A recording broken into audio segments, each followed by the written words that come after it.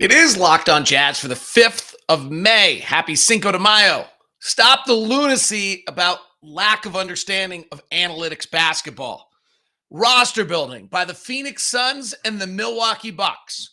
What can we learn about what works in roster building? It's all coming up on today's edition of Locked On Jazz. Pow. You are Locked On Jazz, your daily podcast on the Utah Jazz. Part of the Locked On Podcast Network, your team every day. Hey, I'm David Locke, radio voice of the Utah Jazz, Jazz NBA insider. This is Locked On Jazz, your daily podcast on the Utah Jazz, giving you insight, expertise, geeky numbers, and hopefully making it way better to be a Jazz fan. Thank you very much for making Locked On Jazz your first listen every single day. We are free and available on all platforms, including YouTube, where poll questions and comments are appreciated. We'll have a conversation going on there today as well. So please leave comments there, leave reviews on the podcast. And thanks very much. Today's show is brought to you by Betonline. Betonline has you covered this season with more props, odds, and lines than ever before. Betonline, where the game starts. Three quick things off of last night's game with the Suns and the Mavericks, even before we decide to look at the roster building and whether we can learn anything from that. That's the roster building of the Suns and the Bucks and what we can learn in regards to what the Jazz did or did not do in their roster building that has left us out of the playoffs here after the first round. Three things, though. Let us clarify something about analytics. The rise of the three and the rim, which is what analytics offensive basketball really is. And then there's a lot more levels to it we've talked about, which is the increase in offensive rebounding or desire to get in transition, all those things. The reason for that is because a shot at the rim is 66%, which is about 1.3 points per shot. And the league average on a short mid-range shot in the playoffs, even in the playoffs, is 44%. In the regular season, that number is much lower. That number is 42%, and long mid-range is 41%. But even playoff teams are at 44%. And so that's 0.88, 0.89 points per possession. The corner three is a 39% point shot. It's about 1.18. The above the break three is about 35% shot, which makes it to be about 1.0. And of course, free throws are 1.70 some odd percent, 75%. So they're, 1.5. That's the reason for that is that's the league average. If Chris Paul and Devin Booker and the Phoenix Suns shoot 60% on mid-range shots, that's not defying analytics. That makes that a reasonable shot. If you have players who can shoot your mid-range shot at those kind of incredible numbers, then that makes all the sense in the world, and you should shoot it all the time. And nobody would possibly tell you otherwise because Chris Paul's 74% right now on long mid-range shots in the playoffs is 1.48 points per shot. It's better than a rim shot. He should shoot it every time. Devin Booker's 50% on long twos is 1.0. As the shot clock winds down, it's better than just about any shot other than a corner three or a rim shot. He should take it. Nobody ever said in analytics that you couldn't shoot mid-range shots. So anyone out there who's arguing the Phoenix Suns are proving that analytics are wrong, exactly the opposite.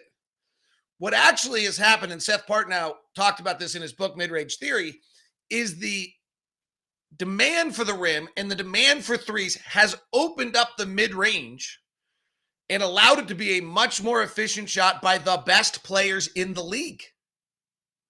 What we've eliminated is Greg Foster, no offense to Greg, I don't know why I chose him, taking an 18-foot jump shot. Kind of like seems to me to be symbolic of somehow of like old basketball. It's not a good shot. That's a bad shot. That's where analytics says don't take that shot. Kick it out for a three. Get something else. But if you have an elite level shooter who can shoot at above any of the numbers I gave you, 1.3 at the rim, 1.18 at the corner three, 1.0 at the threes, 1.1, whatever, shoot it every time. Every single time. Shoot the floater. The game has changed with the propensity for threes to open up the middle of the floor, and it allows for that to work. Jordan Clarkson shoots 52% on short mid-range shots, the floater zone. Pretty good. Take it. Mike Conley shoots 45% on the short mid-range shot. 0.9, getting a little sketchy. Depends where it is on the shot clock, when it is. Donovan Mitchell is a 47% shooter on short mid-range shots. Okay, like not bad. Not bad. Like you have it, you're going to make it. And our other choices above the break three, probably inconsequentially different. Take it. Jordan Clarkson for the year on mid-range shots was 50%. That's great. Take it. What you're dealing with is when, somebody else, Rudy Gay, shoots 34% on a short mid-range shot or 42% on his long two. Don't take it. That's a bad shot. But the idea that somehow Phoenix is defying analytics, exact opposite. Phoenix is exemplifying taking the best shot. For them, the best shot happens to be mid-range. Also because they have Cameron Johnson, Mikal Bridges, Jay Crowder spreading the floor, opening up the middle with DeAndre Ayton rolling to the rim. So they're attacking the rim, they're spreading to three, and they're leaving the middle open. There's more room in the middle of the floor than there's ever been before for players to take those shots, and they're doing a great job of it. Second one. I was talking to a really, really, really smart basketball mind during the Jazz Mavericks series. And he said to me, gosh, can we stop anointing Jalen Brunson as a $25 million player and wait till he plays a good defensive team? It's a great point. You can make so many mistakes in this league by evaluating a player solely based on the matchup that they just had. You better make sure that that matchup is replicable in every other scenario also. The greatest example ever is Isaiah Thomas signing Jerome James after the Seattle Supersonics crushed the Sacramento Kings, and Jerome James was brilliant, and they turned out to be a dud. The Seattle Supersonics actually signed Calvin Booth, who is now one of the best GMs in the league, after he had a fabulous playoff series and then got nothing out of that because they made the same mistake. Jalen Brunson last night against a good defensive team, 3 of 12. The night before, didn't bring much either. So be pretty careful on that idea. Final one is, we talked about it on the Jazz series with what the Jazz needed to do was go hunt Luka. That Luka was a defensive liability. Well, that's exactly what has happened in this series at the highest and most extreme levels of this series. Kirk Goldsberry had the note yesterday that the Phoenix Suns, they went after Luka every single time, and they averaged 1.8 points per chance when Doncic was the screen defender in the second half of last night's game. They went after him 19 ball screens in the second half. What they've also done really well is when they bring that soft double to get the ball out to protect Luka, they've then moved the ball and made plays. And that's exactly what we could not do in the series.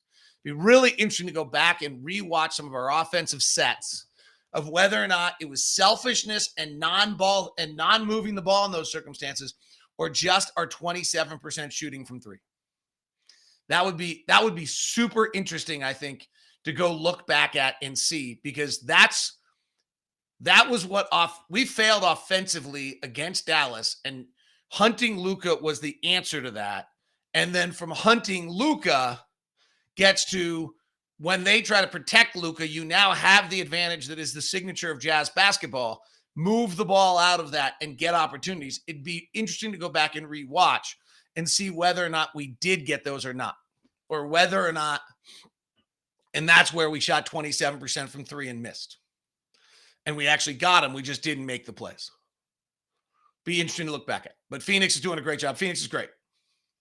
That series is probably over. Dallas wins game 3 and makes it interesting, and then we'll see what happens. But that one's probably over. Phoenix is just too good. But I thought Dallas actually looked really good. I thought Phoenix just looked too good in that one. Today's show is brought to you by a group called Summit Cap. They're a Utah local investment group made up of successful business operators. They actually invested in Locked On and were great to deal with. They never once said, when do we get out or anything of that nature. Unlike a lot of private equity or venture capital firms, which kind of put you under an artificial timeline. They never did that for us once at one moment along the way. And so instead, they were just great partners. What they're looking for is to provide capital for a management seeking to buy out the owner of a business that they work in. So in other words, if you work for a company, let's say that the family's owned it for a long time, they don't really want to take the next steps. Why would they put in the effort? It's working well. It's creating good revenue for them. You know this company's worth more. You don't have the capital to buy them out. It's a win-win for everyone because Summit Cap provides the capital for you. You buy them out. They leave. They go hang out in St. George and play Entrada and live a good life. And you now own the company with the support of Summit Cap and build it up into the next element. They're also looking for owners that are seeking to sell their businesses or entrepreneurs seeking capital to help grow businesses. And then you end up in Entrada with them at the end of that scenario and you're all playing. And I don't know why Entrada became the gold standard of all things, but it just did today. Feel free to contact Matt over at Summit Cap at 801-796-2033. Just text him. 801-796-2033 or lockedonjazz@summitcaputah.com. Locked on Jazz at summitcaputah.com or click on the contact on their website at summitcaputah.com. Today's show is also brought to you by our good friends over at Rock Auto. Good buddies. Rock Auto. Why would you want to spend 30, 50, or 100% more on the same parts from your chain store or car dealership? Rock Auto is a family-run business serving do-it-yourselfers for over 20 years. Their prices are reliably low for every customer, whether you're a do-it-yourselfer or a professional, and they have everything you need from brake part, tail lamps, motor oil, even new carpet. They encourage you to discover all your car needs and discover how Rock Auto can help you. And when you're there at rockauto.com, please write Locked On in the How'd You Hear About Us section. Amazing selection, reliably low prices, all the parts your car will ever need, rockauto.com. We are now going to look at the Phoenix Suns and the Milwaukee Bucks and their roster building over the last few years to see how they got to where they are. I don't know that the Bucks are going to make the finals without Chris Middleton, so then we'll look at Boston. And frankly, that's Danny Ainge, so that's kind of awesome. But what's interesting about both Phoenix and Milwaukee is that they are good comps to us because they're doing it without a top 10 pick, right? So Giannis Antetokounmpo, Devin Booker are the key pieces in this thing. And then Phoenix has the number one pick in DeAndre Ayton, which changes that equation a little bit. And he's really great. And so it kind of ruins that scenario. But their best players aren't top 10 picks. Milwaukee's a better example. Frankly, the DeAndre Ayton just being totally awesome is what's changed Phoenix. And I think people are having a hard time grasping how great he is as the number one pick. Everyone wants to talk about Trae Young and Luka from that draft. DeAndre's pretty great. So let's go to Milwaukee. There's a lot of like blah, blah, blah coming at you here. My goal in this is to try to have some takeaways for you. The first one is, if you look at Milwaukee's championship, it starts all the way back in their moves of 2018. And there's a lot of failures before they get to that championship. In 2018, they signed some unbelievable deals. They signed Brook Lopez to a one-year, $3 million deal after he's coming out of the Lakers, and somehow the league's decided that this big center is an antiquated player who doesn't have any value. And they figure out exactly how they're going to use him and exactly what he's going to do. This is like the best signing of the whole thing they do is in 2018, they get Brook Lopez for 1 year, $3 million. They re-sign him later to, I think, a 2-year, $20-some-odd million deal. But that move right there is brilliant. And this is going to be a signature of some things the Milwaukee Bucks were able to do. And that is find players who have whose use for their team has kind of expired or worn out, and they figure out how they're going to use them. The second one in 2018 was Pat Connaughton. Pat Connaughton, they signed to a 2-year, $3.3 million deal out of Portland. And clearly that is great scouting. That is great understanding of the league, of what your players need and what you need. He was an elite level athlete. And so that was a great signing. Now, the other thing, so there's one. Ability to recognize players on other rosters that usage is expired there that you can find a way to use. Number two, these teams make tremendous amount of mistakes. Like we missed on Rudy Gay, right? Like as of right now, we missed on Rudy Gay, whether he comes back a year after his surgery and is better. But as of today, the idea that we signed Rudy Gay, who I said the whole time will be his April, May impact player, and then he doesn't play, that's a miss. Happens. It's interesting how often these guys miss. They build championship teams and they miss, but they hit on the big ones. So in February of 2019, Milwaukee actually trades for Nikola Mirotic, which doesn't really work out for them, and becomes a problem. And Mirotic ends up leaving the league afterwards. In 2019, they trade Malcolm Brogdon in a sign and trade. They then make a bunch of signs. They sign Kyle Korver. They sign Wesley Matthews. They sign Robin Lopez.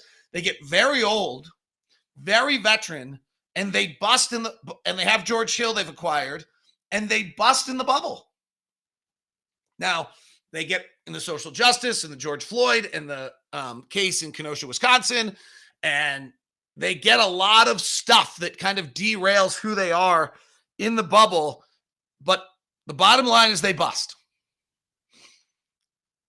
They come out of that and make the mammoth deal. They hit. This is where, like, to build a championship team, you have one mammoth grand slam. And they hit on Jrue Holiday. And really all they gave up for Jrue Holiday was 2 first-round picks. They give up 2 pick swaps, but it's just flipping irrelevant. Pick swaps are irrelevant because if you're good and you hit on the trade, you're going to be in the top five worst picks of the draft. And so this was an unbelievable heist by the Milwaukee Bucks. Because first off, if you hit it right and you have Giannis, and obviously they had to keep Giannis at this point, the risk that they had was that Giannis was going to leave. New Orleans was playing that Giannis is going to leave, or that they have a real chance that Giannis leaves. And then John Horst is dying and wants those picks more than anything ever in his life. But this is a grand slam trade. And this is kind of, I guess, this is the lesson in this, is that you're going to make a grand slam move at some point and you've got to hit. And they hit beautifully on this trade, because what they do is they give up 2 first-round draft picks, and those 2 first-round draft picks are probably not going to be worth much of anything. They get the rights to a pick swap in 2014, which would be surprising if it turns out to anything. The 2015th pick, and I think the 2013th pick. So they'll have the pick this year. There's something, 2023 pick and so the 2023 pick of this season, it might be the 2023 pick of this year and the 2025 pick coming up, and then pick swaps in the two of the 2024 and 2026 are the pick swaps that are available in there. Hey, Giannis could get hurt. Chris Middleton's injuries could linger, and maybe it ends up being, but that was their grand slam move. Then they really do some really beautiful things on the back end of their roster after hitting on that trade. They signed Bobby Portis to a fabulous contract, a 2-year, $7.4 million contract in November of 2020. That's a great signing. That's a high-level backup center signing. They had just re-signed Brook Lopez to a 2-year, $20. That's a great use of money, and they really hit. So part 2 is they now back end this thing pretty nicely. They miss on some. They signed Bryn Forbes, who turned out to help them win a championship he played 70 games for them, and averaged 10 points. I don't think you can really complain about that. I would say that was a pretty good back of the, I don't want to miss for a year, $2 million, and then he goes and signs somewhere else for $4 million. So I would say that's a pretty good hit too. So they back end of their roster, they really hit on, and this is the team that won the championship. They signed Torrey Craig, which actually becomes a miss, and they have to trade Torrey Craig in the trade deadline because Torrey Craig's grumpy about not getting to play. And they're then pull the next move, which is they trade DJ Augustine, their 2021 first-round pick, and DJ Wilson, so irrelevant. They trade their 2021 first-round pick and a 2023 first-round pick to the Houston Rockets for PJ Tucker. So this one's super pricey, but it wins you a championship. So even after the brilliance on the Jrue Holiday trade is that they kept enough of their picks, that they still had enough pieces in their repertoire to be able to make the PJ Tucker deal. And then they add PJ Tucker, but they do give up. I mean, they are pickless now at this point. Fine, they've won a championship. And they got Jrue Holiday, and they get PJ Tucker, and he leaves in free agency. And then, this last offseason, they don't do much. The only thing they do that's really interesting is they acquire Grayson Allen on just a great pickup for Sam Merrill on Memphis. Being able to slide him in, still having enough flexibility and chomping at the bit when Memphis wants to get out from under. Memphis really didn't want anything from it. Memphis got a trade exception for that deal. They gave away Grayson Allen, who's now starting, and they pick up in August of this offseason, they picked up basically a starting shooting guard. And then interestingly off that, they then pivot off of Dante DiVincenzo at the trade deadline, has had some ankle problems, and make that move and gets them Serge Ibaka, which, I think is going to turn out to probably be a non-factor deal when this is all said and done. Ibaka playing 2 minutes of the playoffs. On that, the other final piece of this, and this is just like, you got to give them great credit in this. It's interesting. They missed early and they've just been hot since. And maybe having Giannis makes you hot.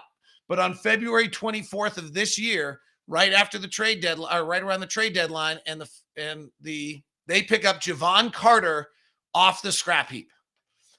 So interestingly, if you look at like their last game, now Chris Middleton didn't play, so Javon Carter probably wouldn't play. But they've got Grayson Allen playing 28 minutes and Javon Carter playing 18 on two guys they basically got for free after they made their big move, which was Jrue Holiday. It's pretty interesting. And Bobby Portis, who they got for cheap, playing 26. They've hit on a lot. They missed on Torrey Craig. They missed on Nikola Mirotic earlier. They had to trade Malcolm Brogdon, which was a hard bite. Their big swing was Jrue Holiday, and they nailed it, and they didn't give up much. And they left themselves enough pieces of the puzzle to get PJ Tucker to win a championship. And then they just did a wonderful job of recognizing players that was going to fit for them, whose use had expired where they were. It's pretty well done. Grayson Allen, Brooke Lopez, Pat Connaughton, Javon Carter, all fit into that. Pretty interesting to see them do it. Let's look at Phoenix and what they did and what we can learn from that. Today's show is brought to you by our friends over at betonline.net. All the sports developments are there. League reviews, news, including this year's basketball playoffs, Major League Baseball. This weekend's run to the Roses at the Kentucky Derby is back. It's your number one source for all betting stats and sports info. BetOnline is your continued source for all sporting wagering information, from live betting to playoffs to esports and more. Head to the website today. Use your mobile device to learn more of trends and action. BetOnline, where the game begins. What are our NBA? Kentucky Derby is going to be great. Back in its regular time, feeling good. That's what it's all. I love the Derby. Little NBA for you as of no games tonight. So Friday, Philadelphia's a 1-point favorite Miami's a 1-point favorite in Philly, and Dallas is a 1-point favorite at home against Phoenix.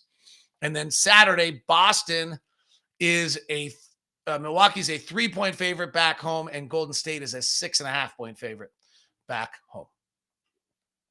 All right, so now we look at the Phoenix Suns and their roster building and what we can learn from that. And theirs is interesting. In 2019, James Jones makes his first move and he drafts Jared Culver with the 6th pick of the draft. He turns around and trades it for Cameron Johnson and Dario Saric. Culver turns out to not be able to play, and Cameron Johnson turns out to be wildly valuable, and Dario Saric is a great piece who actually tore his ACL.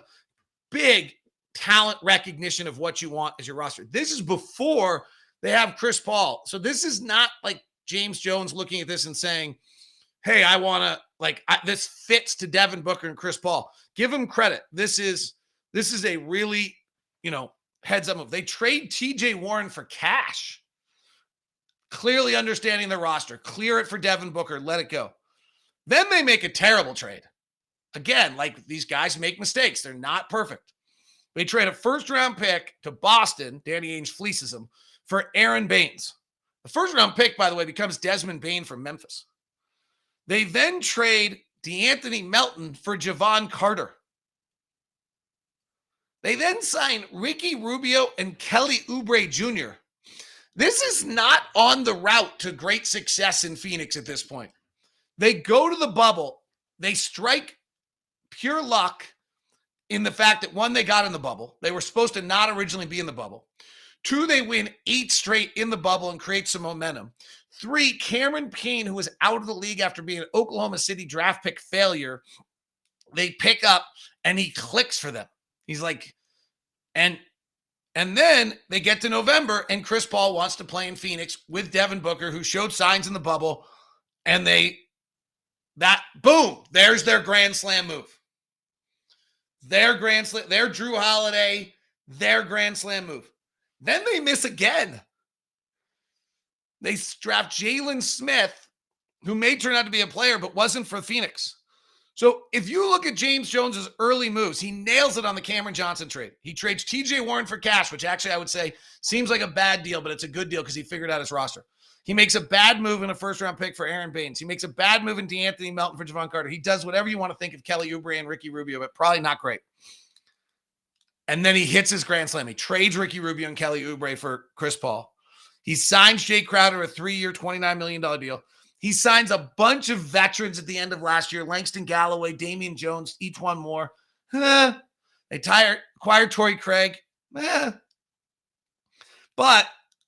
they're all fine. They're like, that was interesting. They built the end of their roster with veterans.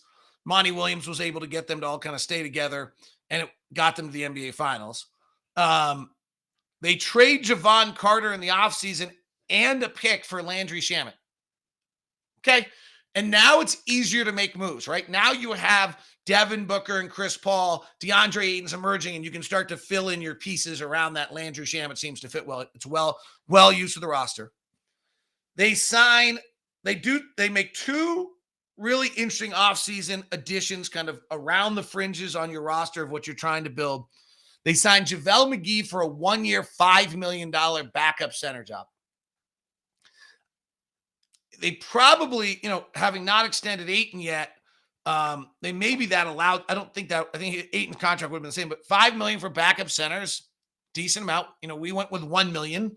We got Whiteside, they got McGee. That's probably value. Milwaukee did a great job on that with a 2-year, $7.4 million contract for Bobby Portis. That was a $3 million, $3.5. That was a fabulous backup center move by Milwaukee. Then they signed Elfrid Payton for a 1-year, $2.4 million deal. It didn't really work. They re-signed Kaminsky. He got hurt. They pick up Bismack Biyombo, and they trade Jalen Smith back at the end of and they actually get Torrey Craig back again. Doesn't seem to really have a lot of impact on them. And so if you look at the quick summary of this, again, it's the Grand Slam trade. It's the Chris Paul nailed it. Mikal Bridges drafted in there, by the way. I on a great trade for Xavier Smith. I meant to mention that.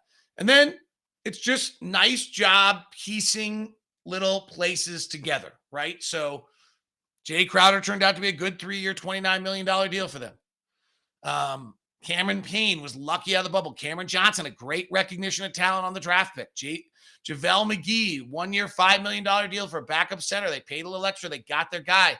They're not in the tax. They don't have that. They don't have quite as much of a financial restriction as we did in that circumstance.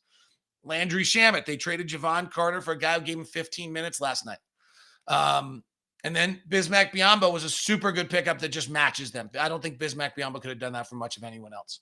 But it's an interesting little look. And again, the takeaway I would say, nice job around the fringes, right? So with Milwaukee, we talked about the Bobby Portis and having the room to put the PJ Tucker in there and finding.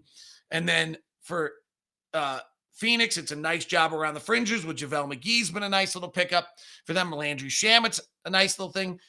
Landry Shamet may fit into the finding the pieces that have expired somewhere else that work for you a little bit better. Jay Crowder might fit into that, though Crowder, I think, was, under some demand if you're paying him 3-year, $29 million at that point. in their contract. And they also have a unique thing in Phoenix where they're still young.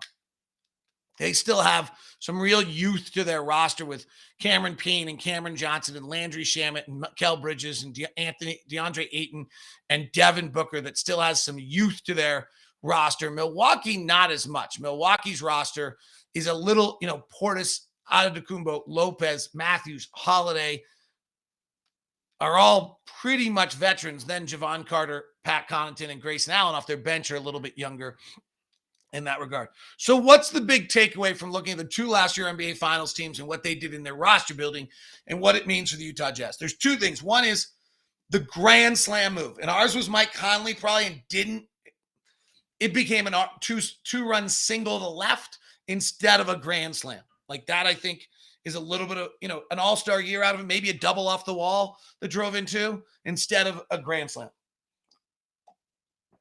Maybe a ground rule double that didn't allow the third run to score, right? Like, good move, made us better, didn't put us over the edge, didn't grand slam it.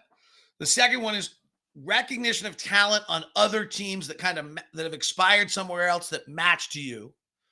And then the last one is just those little fringe pieces and finding the PJ Tuckers, the JaVale McGee's, the Bobby Portis 2-year, $7.5 million deal that they got. I think Serge Ibaka is probably not going to work out. And then the last thing is that they make mistakes. Like there are misses. Misses are not like something that should happen and then you immediately get rid of it. You miss every now and then. Like that's the reality of it. Phoenix still has a lot of draft capital. Milwaukee has no draft capital left moving forward. We have very little draft capital left getting off of the 3-year, $27 million deal to Derek Favors and getting off of and making the Mike Conley trade. We have very little draft capital left. So that would probably be, if you're comparing us, our grand slam didn't quite grand slam. We have a little less draft capital. I'd say Hassan Whiteside was really good for us. Our recognition of talent, Jordan Clarkson in the Dante Exum trade certainly is a recognition of talent that expired for somebody else that worked for us. That's a great example of doing that. That's how you become as good as we became. In that regard, Rudy Gay, we missed like that as of right now. Let's see if Rudy Gay can be healthier next year and whether or not that changes. And then what's interesting to me is the one thing I would have expected to see more here of was getting off of your own players to build next players in. And there's just not a lot of that on either of these teams. Phoenix banishes TJ Warren and gets very little for him. They move DeAndre Melton and get Javon Carter, but there's not, other than Ricky Rubio and Kelly Oubre for Chris Paul. Certainly, I think that's was just a free agent deal, really, that they were using to do it as a sign and trade. There isn't a lot of what I would have thought in these two roster builds of trading Royce O'Neal, Joe Ingles, Bojan Bogdanovic, those kind of players to go get something else. That doesn't exist as much as I would have thought. I was a little surprised how little we're talking about, like significant kind of second level trades to go bring a player in to build your roster. That doesn't seem to be there. What you do see is this recognition of talent on other teams that fits better on your team. So Jordan Clarkson for the Jazz is the example there of what we pulled.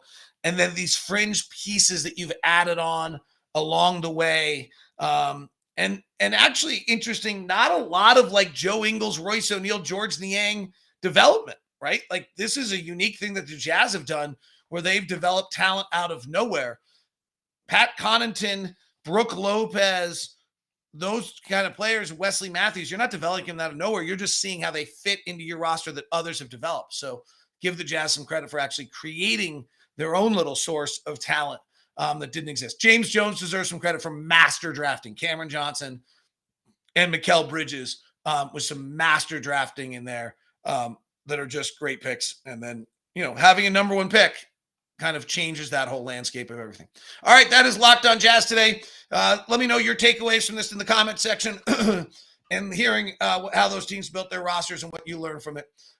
It is Locked On Jazz, your daily podcast on the Utah Jazz. Thanks very much for making us your first listen of the day. NBA Big Board, Locked On NBA Big Board for all your draft stuff coming up on the Jazz without a pick as of now. But who knows when they get one. See ya.